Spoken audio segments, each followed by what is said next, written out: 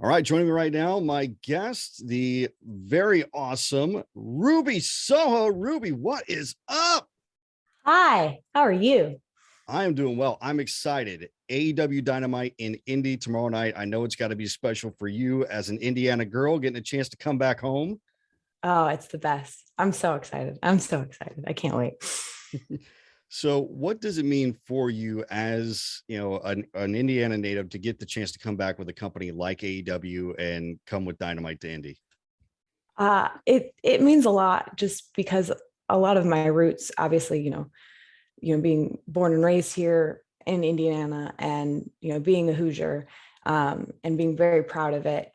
Also, Indianapolis is where I saw my very first like really big indie show and was super inspired, to kind of catapult my career. And then right down the road, in Lafayette, Indiana, is where I was trained, and spent 10 long months, in a storage unit, with my trainer, Billy Rock. So, all of my wrestling roots, kind of center around Indiana, and Indianapolis holds a special place in my heart. So I'm really excited to bring, AEW, which is, this new and very exciting thing that we're bringing to professional wrestling, and bringing it home. I love you name dropping Billy Rock because you mentioned going to Indianapolis indie shows. I went to many indie shows in the indie area, and Billy Rock was on them. He's a staple of He's the Indiana indie best. wrestling. He's So the we got to king give of Billy some love. Indiana. He's the king of Indiana, honestly. And so very few people, are able to represent Indiana because there's not a lot of us that have come out of Indiana. So I think we wear that with pride. And we also, want to represent Billy. All of his students want to represent Billy because he gave us so much. Like without Billy Rock, there would be no Ruby Soho. And he's the best. So I want to represent him as much as I possibly can, which is why I bill myself from Lafayette. I was born and raised in South Bend, but I bill myself from Lafayette to pay homage to the man who taught me everything. So you mentioned coming to AEW. It's new. It's exciting. You debuted in September at All Out. When did you know that AEW, like, this is where I want to be? This is where I want to call home in the wrestling world? It wasn't a difficult decision, by any means. It was something that I felt like I wanted desperately to be a part of, this product that is being put out, something that's different and exciting, which is difficult in pro wrestling when things have pretty much always already been done. But AEW is managing to put out, exciting and fresh and new content, week in and week out. And, when I was released, I knew that this is where I wanted to be. Like I knew this is, all my friends are here. Everybody always has all the best things to say as far as like a workplace environment, about AEW. It was just a matter of whether or not I could get here, like if I could get on the list. So I was working really hard and hoping that everything would fall into place to be a part of the team. And fortunately enough, I was lucky enough to get hired, and Tony Khan and I were able to link up, and it was just the right place, right time, and I'm so happy to be a part of it. And I can tell that you're happy because, like I said, I'm a longtime fan of indie wrestling. So I've legitimately followed your career from the beginning, seeing you at an indie show in Indy years and years ago under a former name. So I legitimately don't think I have seen you like as happy in pictures and interviews. Like you've been absolutely beaming ever since you came to AEW. I really have, honestly. And I'm so glad that that people notice it, because I don't always notice that I do it, but it's so genuine, and it comes from such a deep place in my heart, because this is the type of place that I've always dreamed about. I think all pro wrestlers have always dreamed about, is a place like AEW, a place for us to be free to be who we are, unapologetically, and for us to have fans that truly appreciate us and want to come to shows and want to enjoy pro wrestling and have a good time and interact. And AEW brings all of those things. And so I truly am. I can't help it, especially when I come out. You know, first of all, I have the raddest entrance music in all of professional Yes, you wrestling. do. Um, and so that helps for sure. But it definitely helps with, you know, with the crowd's reaction. They're just so interactive and they're so involved. And so when they give me that energy, I kind of can't help but reciprocate it, because I'm just, it's just, like I said, a pro wrestler's dream. You mentioned the entrance music. We got to talk about it. How awesome is it? You get to use the name Ruby Soho. You get to use the music with the blessing of Lars himself. That's absolutely Yeah. incredible. Yeah. I still can't believe it, honestly. I have told him on several occasions. I've thanked him, but I've also thanked him for allowing me to ride his coattails of coolness, is what I've said. Just because it's even if they didn't really even know who I was when I showed up at All Out, having that entrance music would automatically like give me a little bit of an edge, because, you know, a lot of people know that song, and even if you don't, it's so catchy, it's in your head for pretty much the entire week.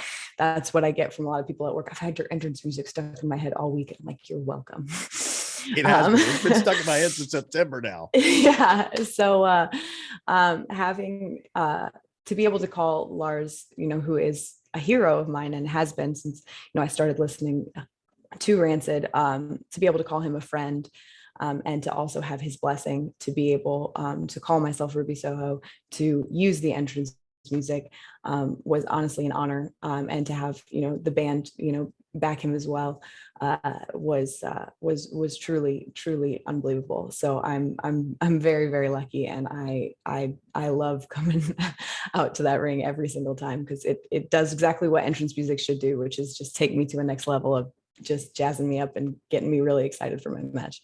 So let's talk music. Obviously, you're very influenced by punk rock music. Is there like particular music that you listen to get pumped up? You know, if you're getting ready for a match, is there something you listen to just kind of get yourself in that zone, or do you just wait to hear that, you know, Destination Unknown hit over the speakers and you're ready to go? I was just talking about this the other day. I would love to have like a pre-match ritual. I go into it every week. I go into it with the thought in my head, I'm gonna have this pre-match ritual. I'm gonna listen to some music. I'm gonna relax. I'm gonna stretch. I'm gonna do everything and it never ends up happening. It never ends up happening. I end up just like doing a quick stretch right before I go out, and then it just, because the day goes by so fast. So I would love to say that I listened to music prior, but punk rock has been a huge influence, you know, onto my persona and what I want to represent. I feel like punk rock and wrestling kind of really do go hand in hand as far as the ethos that it stands for, of just, you know, being yourself, and promoting individuality and authenticity, and kind of disregard for, you know, societal norms and stuff like that. So it definitely, to both of my loves, you know, representing the same thing, and wanting to promote that to, you know, to younger viewers and to my fans and stuff is huge to me. So it definitely has played a huge part in who I am and what I bring to the ring. But like I said, the entrance music does not hurt. Being knighted by the, like, one of the biggest guys in punk rock, definitely does not hurt. So we keep bringing up All Out. Let's talk about it because it was an awesome moment. Like you said, you know, there have been rumors, there have been speculation, you know, basically from the moment you were released, of fans saying like, oh, what if Ruby's the Joker at All Out? Like, fans have been talking about it for a while, but nobody really knew. But as the Yeah. countdown is coming and you hear that crowd chanting, Ruby Soho, clap, clap, clap, clap, clap.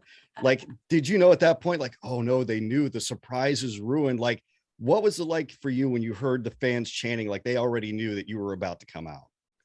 It was amazing. I couldn't believe it. If I'm being honest, I couldn't believe that I had the honor of them being excited to see me. Like, I couldn't believe that they were that excited, that I felt bad that if it was anybody else, I would feel terrible because they were already saying my name. It was something that I hadn't gone by yet. So for them to say that name, not anything I'd gone by previously, that name, for them to be excited to see me, I almost started crying. And I was like, I got to pull together, I got to wrestle right now.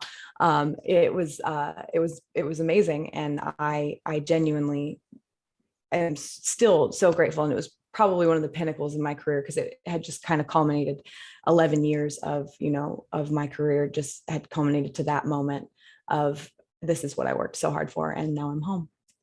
Are you sure that you were able to hold it together? Because you were looking a little misty-eyed when you walked through that tunnel. I mean, I didn't I know, say I held it together fully, but I held it together enough. I was going to say, because I was getting a little misty-eyed watching it, like, oh my God, she's getting her moment.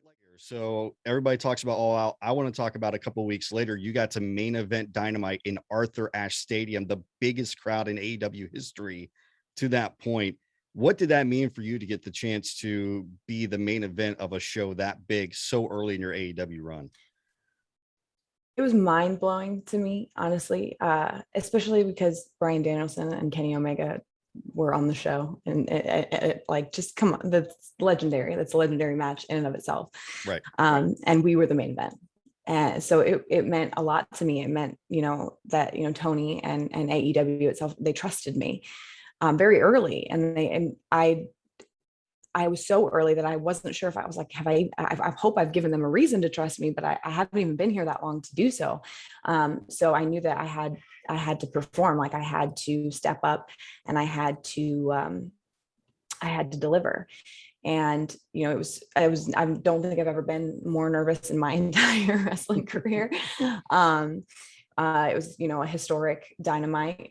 We had never been at that venue before. Nobody had been at that venue before, which is rare in pro wrestling, that, there's venues that haven't been touched. So it was a very historic Dynamite. And the fact that I got to main event, my first title match. And although, I didn't win, I walked away from it proud, for sure. And another thing that I loved about it is that, the focal point wasn't that it was women that main evented it. Like it was stated, but like it wasn't like the thing that marketed it. It was just that it was a very important title match. And which is what I think is the important part about, wanting, equality within, the women's wrestling industry.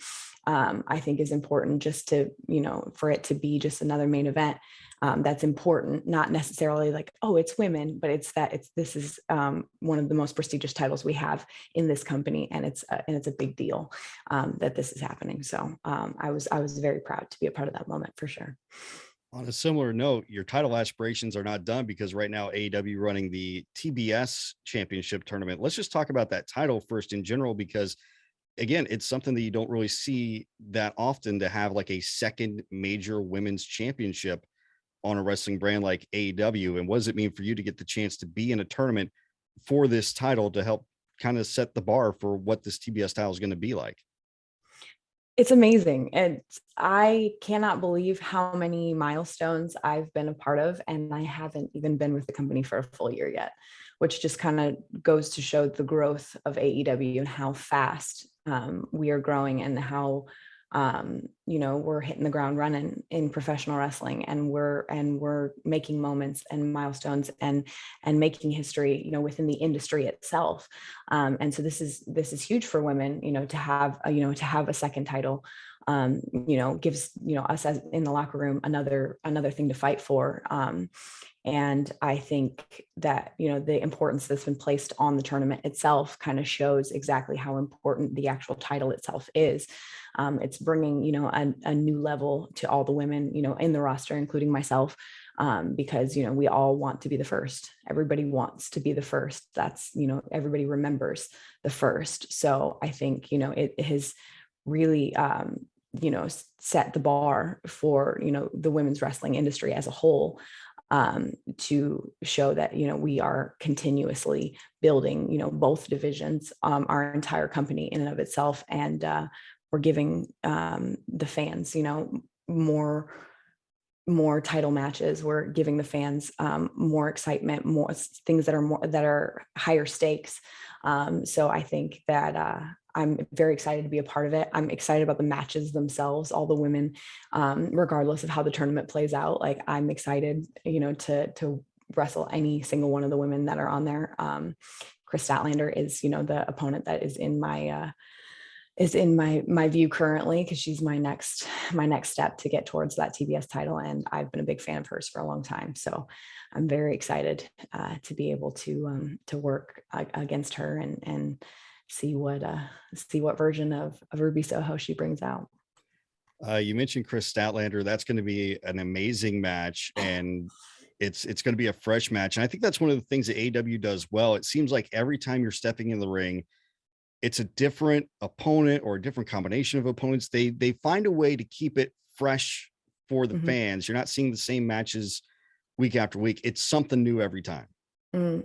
That's one thing that I have noticed, even as a fan myself, and seeing like match graphics and things like that. When I see matches that I'm like, I didn't know I've always needed to see this match.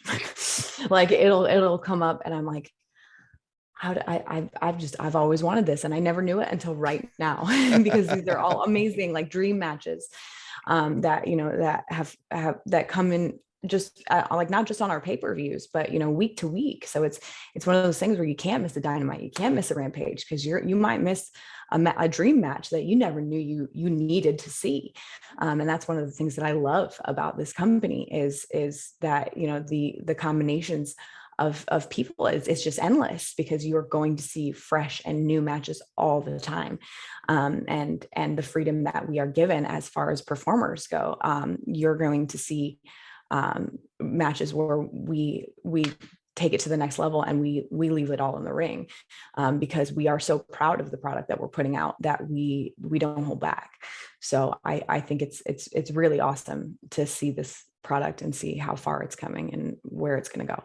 So you mentioned the fan experience. How often do you catch yourself like being a fan and like every week? Every week? Every week, every time I come to work, every week. And I think that's the thing that I love too.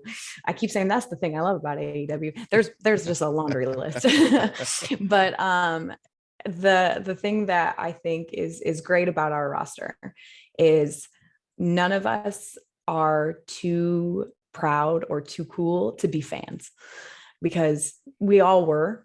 And we all are at the end of the day. Like, that's why we're here. That's why we do this. And sometimes in previous locker rooms that I've been in, even on the indies, we would watch the monitor and stuff from the back, and something cool would happen, and not a lot of people reacted. They'd be like, "Oh yeah, no, it's cool." But like here, we're all jumping up and down and freaking out, like, "Oh God, did you see that? That's crazy!" Like, we have no problem being fans and being like, "This, we're like witness to this. Like, this is amazing." Like Sheeta and Serena Deeb, for example, like putting on clinics. That was a fantastic match. Both of them were like, both matches that they had were clinics. If you're a woman in this industry and you're not inspired and motivated by those matches, like, I don't know what will. Like, things like that, and that mutual respect from the men and the women in the locker room watching that match, and watching any match that happens where we react to these things, we pop, we're excited. I think that's what keeps the energy level, from backstage out to the crowd, and kind of just like spreads into the fans, is that we're all fans of professional wrestling at the end of the day. And so we have no problem just being fans, and we're not too proud to admit it. And I think a lot of that energy, the fans themselves can pick up on it, because I've been to a few live AEW shows now, including the First Dance in Chicago with the return of CM Punk. And I legitimately cannot remember the last time that I've been to wrestling shows that have the type of energy, that have the type of excitement in the crowd like AEW shows have. So like that energy and passion from the wrestlers, the fans pick up on it and they carry it too. And it makes the entire live experience something to check out. It really does. And I thought after All Out, I was like, there's no way they're like this all the time. Like, there's no way they're like this from city to city. Like, this was just a historic pay-per-view. All right, cool. They are. And like, we have the best fans in professional wrestling, hands down. AEW fans are the best fans. And I I'm so grateful for them. Like, it's every single city we go to from start to finish. They're invested. They react. They are just, they're there to party with us and to have a good time and to enjoy pro wrestling. And so they see the most authentic version of ourselves when we come out, because we have that creative freedom to be who we are, and they relate to that. And they're just incredible. So it's so refreshing, especially after, some time where we were without fans. We were without fans for a little while, and I think that it gave us a new appreciation for fans. And then when we have fans like we do, it's just next level. It's next level appreciation for the people who come out and really do get involved in what we do. So you've mentioned all the stuff you've accomplished already in your very short AEW tenure. I mean, I don't think a lot of people realize you've only been around for a few months now. I know. And you've already accomplished so much. But when you look at the future, obviously, I'm sure you want to build a great future with AEW. What are some of the things that you want to contribute? What are some of the things you want to accomplish when it's all said and done with Ruby Soho and AEW? I know that there is, for me, there's not another place that I would rather be. So I do see, my career, it's far from over by any means. It's far from over, but I do see like me retiring here in AEW. Like, this is where the only place that I ever want to be. But I do think that I would love to hold a title on national television. I have never done that in the time span that I have been here. And I think that's important to me, just to be able to have that trust and to represent the company that I care so much about. And so obviously this TBS Women's Championship title tournament is very, very, very important to me, to be able to try and be successful in that. And then, leaving the locker room, however I do it, whenever I do it, we always say this as wrestlers, we want to leave the locker room better than when we found it. And I just hope that I can contribute in any way whatsoever, whether it's helping out somebody who's not been in for very long, or whether or not it's to try and just brighten up the locker room. And I brought candy for Halloween, like, even if it's just something simple as that, like, I want to leave a legacy of someone who benefited the division. That's really all I wanted. So have you found yourself being like a coach, like giving some of the younger women wrestlers advice? Is that something you could see yourself doing a lot in the future too? I would love to. I would love to. I have such a hard time viewing myself as a veteran in any sense of the word. I don't know why. I've just, like, it's always been like hard for me to picture, because in my head I'm still just this little punk kid from Indiana that's just happy to be here. So it's hard for me to look at myself in that way. But I anytime that anybody has asked me for advice, or asked me for input or anything like that, I am always more than happy to give them, my opinion. But the good thing about wrestling is that there's not just one way to do anything. So I always try to make it apparent, like, this is just the way I do it. It could very well not work for you, and then that's okay. So I would love to, at some point down the road, when the time comes when I do have to hang up my boots, to be hopefully a part of the company in some aspect, if it is a coach, a producer, an agent, or whatever the case may be. I would love to, forever be a part of this company, and to be able to help it in any way that I can. Well, hopefully it's a long time though before we have to, I got think some about time. that. I got some time, especially now that I'm here. I got this new, like, fired up love for pro wrestling. I ain't going anywhere. It is absolutely incredible to see the passion that AEW has reignited in the wrestlers, in the fans. Like, legitimately, I can't remember the last time that, like, wrestling was appointment viewing, but me and my best friend, we legitimately get together every Wednesday so that we can watch Dynamite together live. Like, when was the last time wrestling was like that made you want to do that? I love that. I love that. And that's amazing. That's what it's all about. It's about bringing people together. It's bringing people together to be able to, see how things play out, to see, what their favorite wrestler is doing, whether or not they win this big match, or whether or not, they get a chance to talk about something that has happened the week before. Like it's about keeping you invested and giving you that escape for just a short period of time on Wednesdays and Fridays. Like it's about giving you that escape to be able to enter this amazing world where absolutely anything can happen. I'm looking forward to getting the chance to be there tomorrow night in Indy. Hopefully I'll see you Yeah. there in Indy Yes. tomorrow night. It's going to be fun. Ruby, I feel like I could sit here and talk to you forever, but I know you're busy. You got to go. Thank you so much for taking the time to talk to me today. Thank you so much for having me. I appreciate it.